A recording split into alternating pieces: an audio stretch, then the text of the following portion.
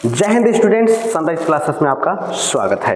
तो स्टूडेंट्स, आज एनएमएमएस का चैप्टर नंबर 9 धातु तथा अधातु, मेटल्स एंड नॉन मेटल्स, एक ऐसा चैप्टर है जो आपके एग्जाम्स में इससे प्रश्न आ ही जाते हैं। तो इसको जानना और समझना बहुत ही बेहद ही जरूरी है। ठीक है, तो समझते हैं कि कौन कौन से ऐसे इसमें टॉपिक हैं जो आपको पढ़ने होंगे। धातुओं के भौतिक गुण, धातु के भौतिक गुण को समझना होगा। धातुओं के रस, धातुओं का उपयोग, धातु का उपयोग कहाँ कहाँ किया जाता है, अधातुओं की भौतिक गुण, अधातुओं की रासायनिक गुण, अधातुओं का उपयोग और संचारण और उसका रोकथाम, ये इस प्रकार के टॉपिक होंगे और इससे रिलेटेड जो है आपसे प्रश्न पूछे जाएंगे।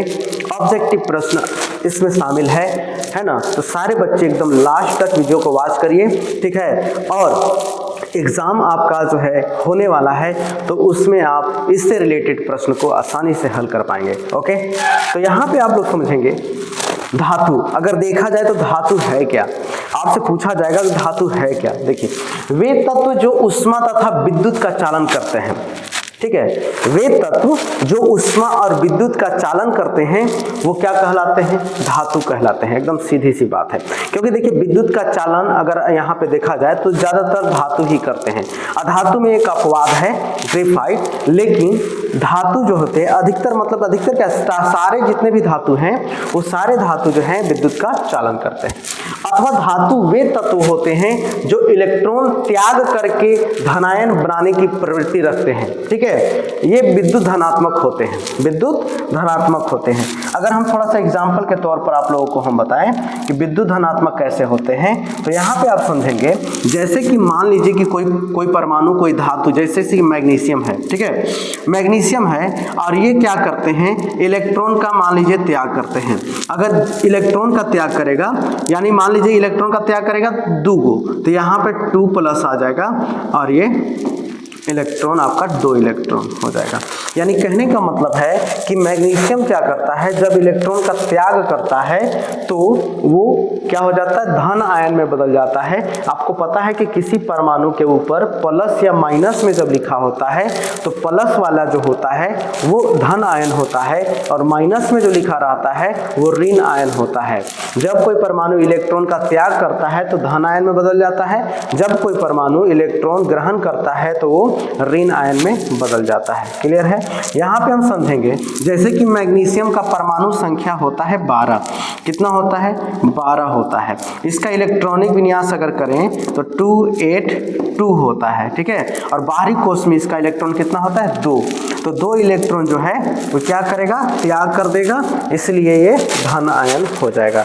मतलब सीधी सी बात एक और चीज है, अगर इलेक्ट्रॉनिक विन्यास आप लोग जानते होंगे, नहीं भी जानते हैं तो ये ज्यादा जानने की आवश्यकता नहीं है, लेकिन बता देते हैं अगर जानते हैं तो, ठीक है। कोई भी परमाणु के बाहरी कोश में 1 2 3 अगर रहेगा, ये 3 इलेक्ट्रॉन रहेंगे, मतलब 1 रहे या 2 रहे या 3 रहे, तो सारे धातु कहलाते हैं। सारे क्या कहलाते हैं, धातु कहलाते हैं। ठीक है, इतना जानने के बाद, ठीक है, इसके बाद हम लोग चलेंगे धातुओं के भौतिक गुण, फिजिकल प्रॉपर्टीज ऑफ मेटल। यहाँ पे हम लोग समझेंगे, पहला है भौतिक अवस्था, फिजिकल स्टेट। अगर देखा जाए तो भौतिक अवस्था 3 प्रकार का होता है ना। पदार्थ के भौतिक अवस्था 3 प्रकार के, ठोस, द्रव और गैस में। लेकिन धातु की बात है तो धातु का जो भौतिक अवस्था होता है, सभी धातुएं मरकरी को छोड़ करके कमरे के ताप पर ठोस अवस्था में पाई जाती है।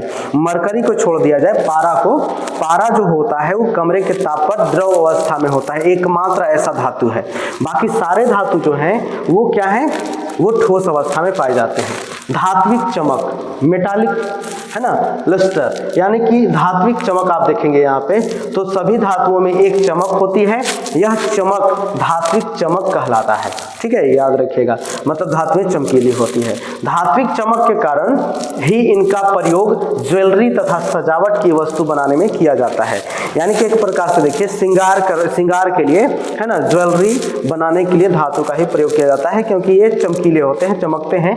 जैसे कि आप देखो तांबा, सोना और चांदी, ये सब क्या है, ऐसे धातु हैं जो चमकते हैं, जिससे आभूषण बनाए जाते हैं और सजावट जैसी चीजें बनाई जाती है।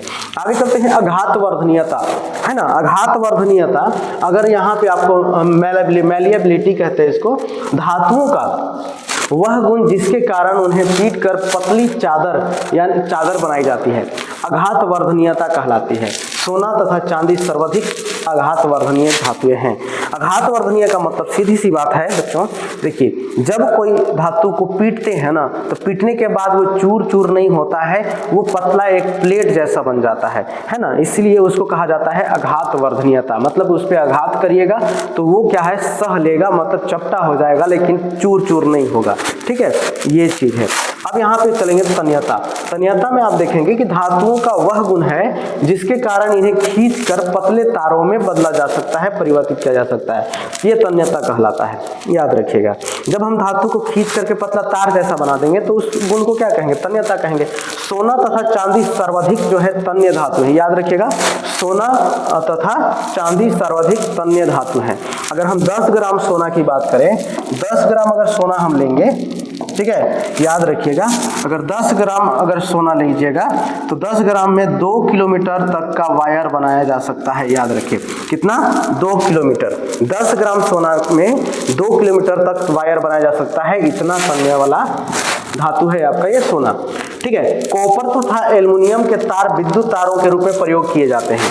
ठीक है, कॉपर और एल्युमिनियम जो है वो हम लोग घरों में जो वायरिंग करते हैं, जिसका प्रयोग विद्युत उपकरण चलाने में करते हैं, उसका प्रयोग जो है किया जाता है, एल्युमिनियम और तांबे का प्रयोग किया जाता है। क्लियर है।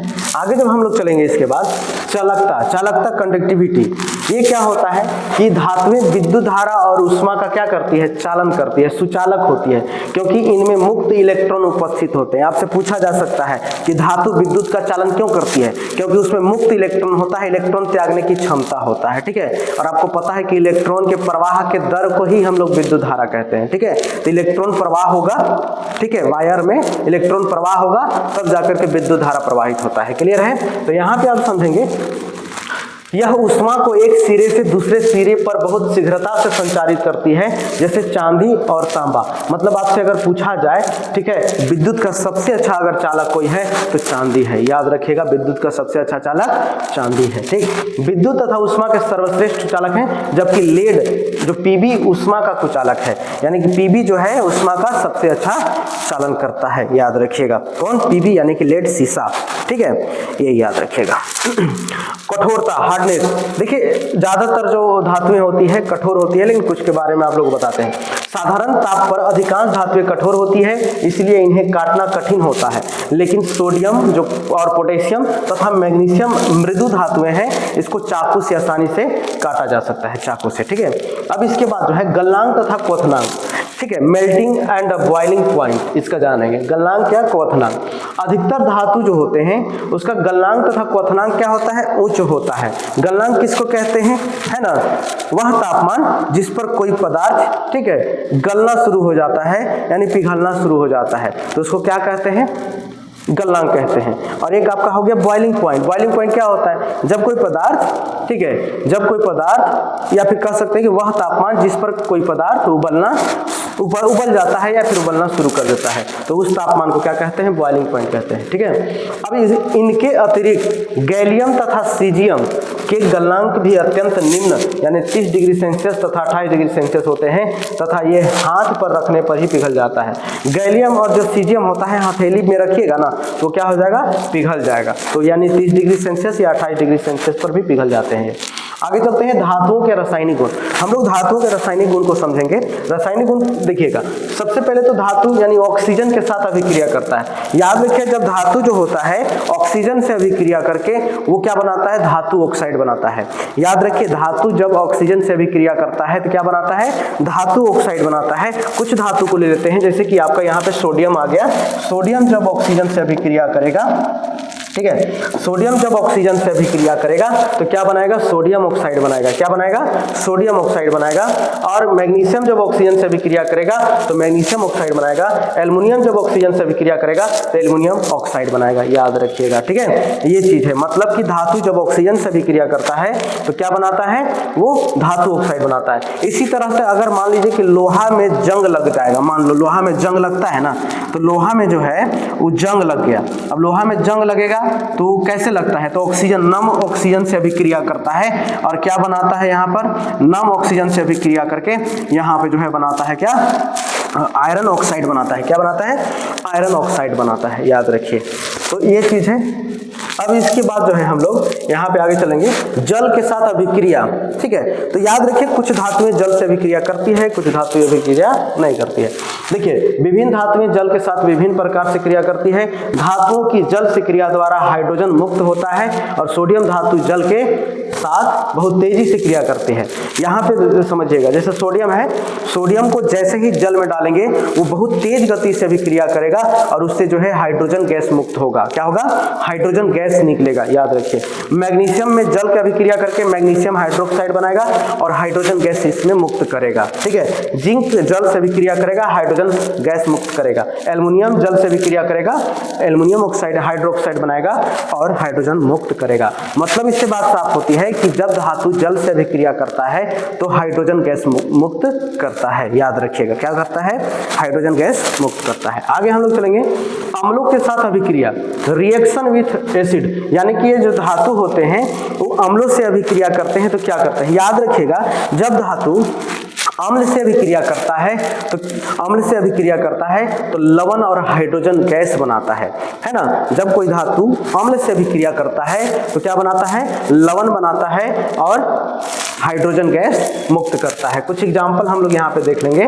ठीक है, मैग्नीशियम जब हाइड्रोक्लोरिक अम्ल से अभिक्रिया करता है तो मैग्नीशियम क्लोराइड बनाएगा और हाइड्रोजन गैस मुक्त करेगा। ठीक है, इसी तरह से सोडियम हाइड्रोजन क्लोराइड से अभिक्रिया करेगा तो सोडियम क्लोराइड बनाएगा और हाइड्रोजन मुक्त करेगा हाइड्रोजन। तीर का निशान आपको बताया जा रहा है कि हाइड्रोजन गैस है, बस यहाँ समझिए गैस ऊपर की ओर उड़ेगा ये चीज। तो ये एल्युमिनियम है जो कि हाइड्रोजन क्लोराइड से अभिक्रिया कर रहा है और एल्युमिनियम क्लोराइड बना रहा है, एक लवण बना रहा है और हाइड्रोजन गैस मुक्त कर रहा है। जिंक का भी वही हाल है। जिंक जब हाइड्रोक्लोरिक अम्ल, इसको बोलते हैं HCl को, हाइड्रोक्लोरिक अम्ल से अभिक्रिया करता है और जिंक क्लोराइड बनाता है और हाइड्रोजन गैस मुक्त करता है। क्लियर यहाँ तक? अब इसके बाद क्षारों के साथ अभिक्रिया, जब कोई धातु क्षार से अभिक्रिया करता है तो क्या होता है? देखिए, धातुओं की क्षार से क्रिया द्वारा हाइड्रोजन गैस एवं लवण निर्मित होते हैं। याद रखिएगा, क्षार है, सोडियम हाइड्रोक्साइड क्या है? क्षार है। ठीक है, और ये जिंक से अभिक्रिया करके सोडियम जिंकेट बनाया। क्या बनाया? ये सोडियम जिंकेट एक लवण है और हाइड्रोजन गैस मुक्त कर रहा है। क्लियर है ये? अब हम लोग आगे चलेंगे, प्रतिस्थापन अभिक्रिया, जिसको हम लोग कहते हैं विस्थापन अभिक्रिया। याद रखिएगा, प्रतिस्थापन अभिक्रिया में क्या होता है कि कहीं ना कहीं आपको समझा देते हैं थोड़ा सा कि क्या है कि धातु जो है वो अलग अलग गुण वाले होते हैं और धातु का जो रिएक्टिविटी होता है ना, अभिक्रियाशीलता जो होता है वो कम और ज्यादा होता है। कुछ धातुएं बहुत तेज गति से अभिक्रिया करती है, ठीक है, और कुछ धातुएं जो होता है वो स्लो मोशन में क्या करती है? अभिक्रिया करती है। ठीक है, तो कुछ धातुएं जो तेज गति से अभिक्रिया करती है उसका क्रियाशीलता अधिक होता है और कुछ धातुएं कम क्रियाशील होती है। तो इससे क्या होता है कि जब यहाँ पे कोई रिएक्शन हम लोग लेते हैं, जैसे यहाँ देखेंगे आयरन है और ये कॉपर सल्फेट है। कॉपर सल्फेट पहले से आपका है और आयरन से अभिक्रिया करवा दिए। ठीक है, तो आयरन क्या होता है? कॉपर से ज्यादा तीव्र गति से अभिक्रिया कर सकता है, मतलब इसका क्रियाशीलता क्या है? अधिक है। तो आयरन जो है वो कॉपर को क्या करेगा? उसके जगह से हटा देगा। ठीक है, और कॉपर के जगह पर आयरन आ जाएगा। ठीक है, मतलब कि आप समझिए कि मान लीजिए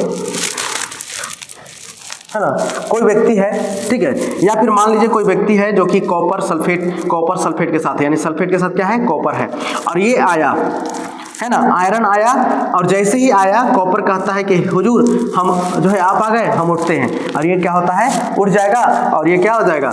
अलग हो जाएगा और फेरस जो है इसके पास, फेरस या फिर जो क्या बोलेंगे? आयरन जो है वो कॉपर के जगह पर आ जाएगा, उसके जगह पर विस्थापित हो जाएगा। और जब उसके जगह पर विस्थापित हो गया, देखिए क्या बनाता है। ठीक है, कॉपर तो अलग हो गया, कॉपर क्या हुआ? अलग हो गया, लेकिन कॉपर के जगह पर कौन आ गया? आयरन आ गया, तो आयरन सल्फेट ये आपका हो गया। क्लियर? इसी तरह से मैग्नीशियम जब कॉपर सल्फेट से अभिक्रिया करता है तो कॉपर को हटा देगा, मैग्नीशियम उसकी जगह पर बैठ जाएगा, तो मैग्नीशियम सल्फेट और कॉपर अलग हो गया।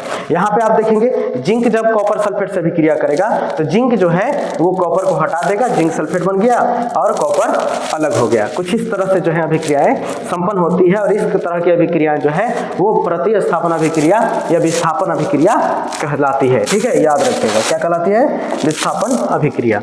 अब यहाँ पे देखिएगा धातुओं के उपयोग, यूज ऑफ मेटल्स। देखिए धातुओं का उपयोग कहीं ना कहीं हर जगह होता है। देखिएगा धातुओं का उपयोग मशीनें, मोटर गाड़ियां, वायुयान, रेलगाड़ियां, उपग्रह, औद्योगिक जल बॉयलर इत्यादि निर्माण में ये प्रयोग किया जाता है। मतलब कि बहुत सारी चीजें जो है वो धातुएं से ही बनती है। आगे चलते हैं, अधातुएं, नॉन मेटल जिसको कहा जाता है। नॉन मेटल की बात यहाँ पे आती है। देखिएगा वे तत्व जो उष्मा तथा विद्युत का चालन नहीं करते वो क्या कहलाते हैं, अधातु कहलाते हैं। अथवा अधातु वे तत्व हैं जो इलेक्ट्रॉन ग्रहण करके ऋणायन बनाने की प्रवृत्ति रखते हैं। मतलब कि धातुओं से जस्ट अपोजिट।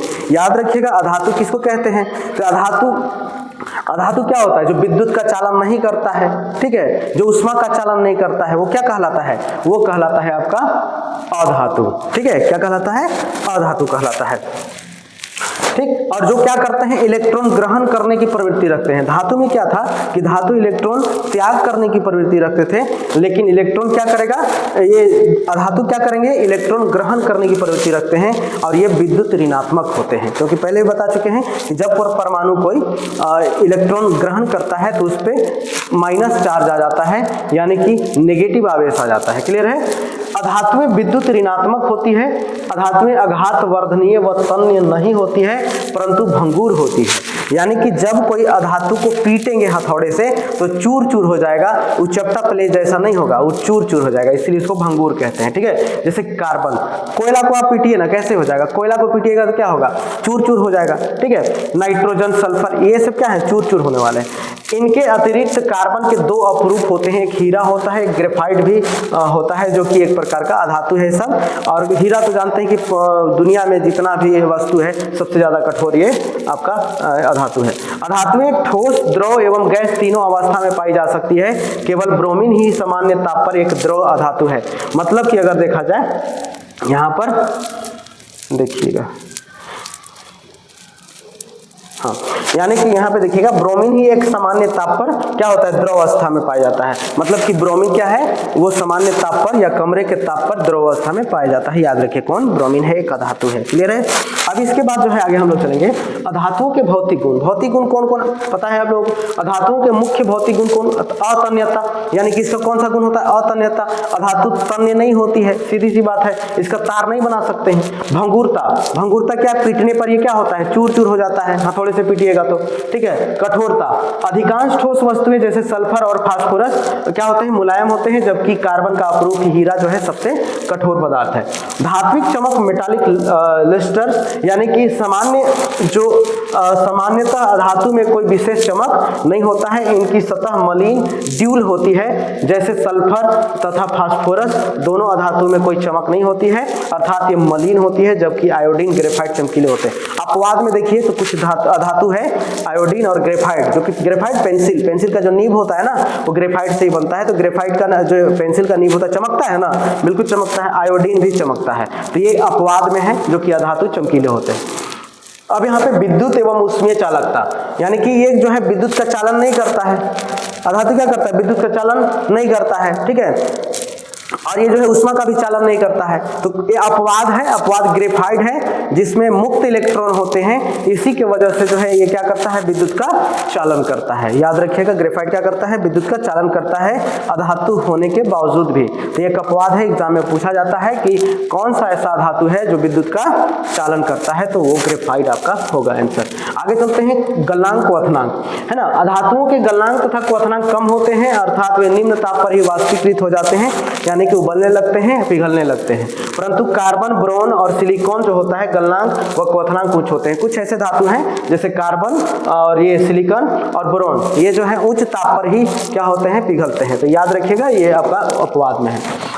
अधातुओं के रासायनिक गुण, रासायनिक गुण में आप देखेंगे यहाँ पर कि अधातुओं के रासायनिक गुण उनकी ऋणात्मक प्रवृत्ति के अर्थात अंतिम कक्षकों में इलेक्ट्रॉन ग्रहण कर सकने की क्षमता के कारण होता है। मतलब रासायनिक गुण क्या होता है, जब ये क्या करता है, इलेक्ट्रॉन क्या करता है, ग्रहण करता है और ऋणायन बना लेता है अपने आप को। ठीक है, जैसे इसके उपरांत अधातु निकटस्थ अक्रिय गैस मतलब समझिए ना कि कोई भी परमाणु जो है ना वो अपने बाहरी कोश में क्या अष्टक पूर्ण करना चाहता है। अष्टक पूर्ण का मतलब क्या होता है, तो 8 इलेक्ट्रॉन पूरा करना चाहता है। यहाँ 4 है ना, तो यहाँ पे क्या करने की के लिए सोचेगा ये, तो 8 करने के लिए 8 हो जाएगा तो ये संतुष्ट हो जाएगा। ठीक है, तो यहाँ पे आप देखेंगे कि इसी तरह से अगर ये इसको 4 इलेक्ट्रॉन मिल जाता है तो क्या हो जाएगा, ये संतुष्ट हो जाएगा, क्या हो जाएगा, 8 को हो जाएगा। तो ये कैसा हो जाएगा, अक्रिय गैस की तरह हो जाएगा, मतलब बिना काम के। याद रखिए जो अक्रिय गैस होते हैं उनके बाहरी कोश में 8 इलेक्ट्रॉन होते हैं, ये संतुष्ट होते हैं, कोई भी इलेक्ट्रॉन की जरूरत नहीं होती इसको। ठीक है, न इलेक्ट्रॉन ये त्याग करेगा फिर, और ये तो ग्रहण कर लिया। ठीक है, याद रखिएगा। तो ये चीजें हैं। अब इसके बाद जो है हम लोग आगे चलते हैं इसके बारे में।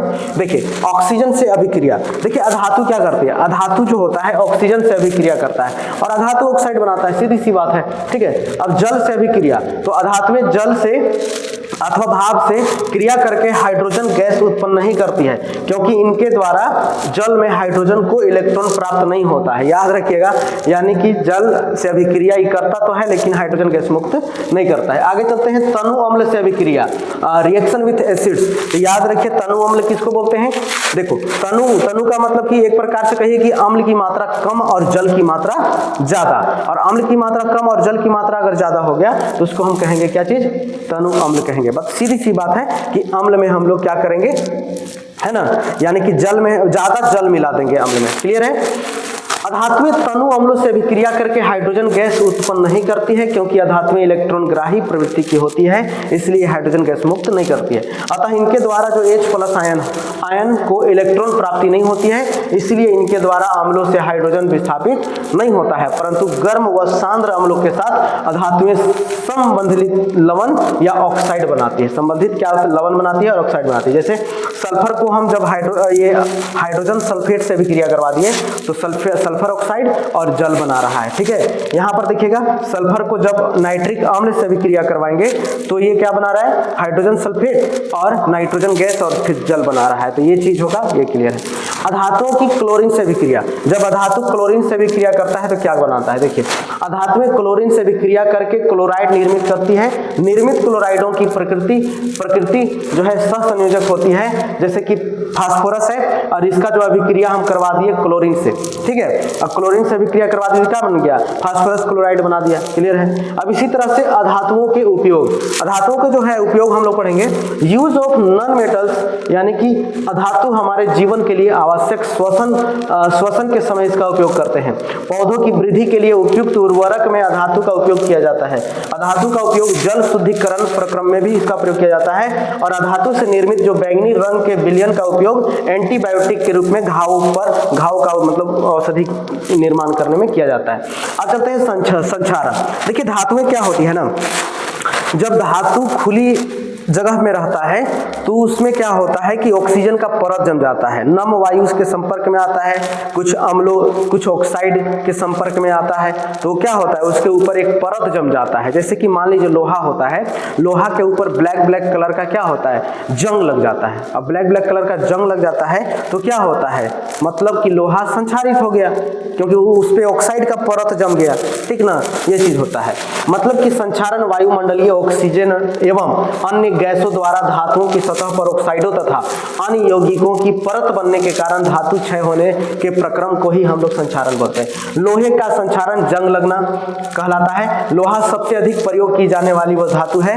ठीक है, नम वायु में लोहा बहुत तेजी से संचारित हो जाता है। वायु तथा जल की उपस्थिति जंग लगने के लिए आवश्यक है, याद रखिएगा। अब इसके बाद जो है यहाँ पे हम लोग चलेंगे संचारण का रोकथाम। संचारण का रोकथाम करेंगे, यानी कि प्रिवेंशन ऑफ कोरिजन। धातु का संरक्षण, या जैसे कि संचारण को रोकने के लिए क्या करते हैं हम लोग, तो सीधी सी बात है पेंट करके रोक देंगे। क्या करेंगे, लोहा को जैसे पेंट कर देंगे उसका संचारण नहीं होगा, जंग नहीं लगेगा। लेप लगा देंगे किसी चीज का, धातु की सतह पर तेल या लेप लगाकर उसको संचारण से रोका जा सकता है। क्लियर है। गैल्वेनीकरण द्वारा, मतलब कि उस पे जो है हम लोग क्या करेंगे, गैल्वेनीकरण करेंगे। जैसे लोहे को जंग लगने से बचाने का एक महत्वपूर्ण प्रक्रम गैल्वेनीकरण यानी जिसको यसद लेपन कहते हैं, जिसमें लोहे पर एक ऐसी धातु जैसी जिंक की परत चढ़ाई जाती है जो संक्षारित नहीं होती है। मतलब लोहा पर जिंक का परत चढ़ा दिया गया वो भी आपका संक्षारित नहीं होगा। ठीक है। विद्युत लेपन, देखिए विद्युत लेपन द्वारा भी जो है क्या कर सकते हैं हम लोग जो है लोहे को संक्षारित या फिर धातु को संक्षारित होने से बचा सकते हैं।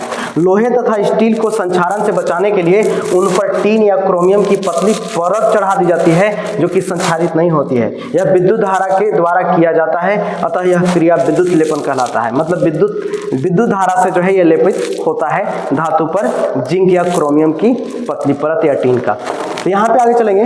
लोहे के डिब्बे की आंतरिक सतह पर टीन की पतली परत चढ़ा दी जाती है जिससे उनमें खाद्य पदार्थों को सुरक्षित रूप से भंडारण किया जा सके। मतलब कि ऐसे भी आप लोग देखते हैं जो ऑयल वाला होता है, तेल वाला होता है ना, जो सरसों तेल होता है, सरसों तेल का जो डब्बा टीन का बना होता है, लेकिन उसके अंदर जो है एक ऐसा लेप होता है जिसके वजह से वो संक्षारित नहीं होता है। ठीक ना।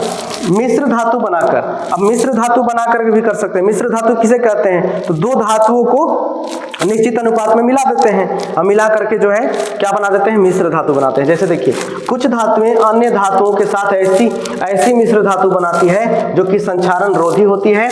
जैसे लोहा निकेल तथा क्रोमियम के साथ मिलकर संक्षारण रोधी स्टील बनता है। स्टील लोहा निकेल और क्रोमियम को बनाते हैं, स्टील बनता है, और स्टील संक्षारित नहीं होता है। स्टील का बहुत सारा बर्तन होता है। ठीक है, याद रखिए। तो स्टूडेंट्स आज का वीडियो यहीं पे समाप्त होता है। ठीक है, फिर अगले वीडियो में फिर एक नए चैप्टर के साथ उपस्थित होंगे। तब तक के लिए टेक केयर, जय हिंद।